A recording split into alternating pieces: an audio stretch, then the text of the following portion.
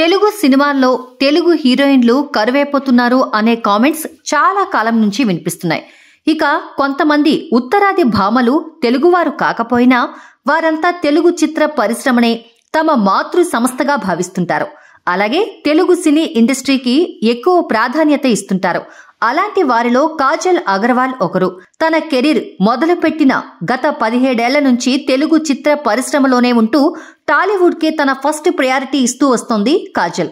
అయితే కాజల్ విషయంలో ఒక పెద్ద కంప్లైంట్, ఆమె తెలుగులో మాట్లాడటం లేదని. ఇక ఇటీవల ఈ విషయంపై క్లారిటీ ఇచ్చింది కాజల్ అగర్వాల్. బాలకృష్ణ ముఖ్య అతిథిగా హాజరయ్యే సత్యభామ ట్రైలర్ లాంచ్ ఈవెంట్ లో తాను మొత్తం తెలుగులోనే మాట్లాడతానని మాటిచ్చింది. లేటెస్ట్ గా ఆ మాట నిలబెట్టుకుంది కాజల్.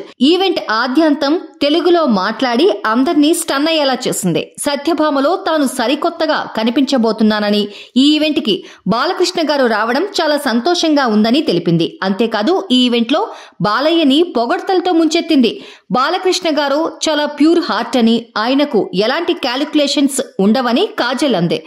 బాలయ్య గారి డిక్షన్ కి తాను చాలా పెద్ద ఫ్యాన్ అంటూనే, మీ ఎనర్జీ అన్మ్యాచబుల్, మీ laugh unconditional, you are truly unstoppable అంటూ బాలయ్యపై డైలాగ్స్ వర్షం కురిపించింది కాజల్.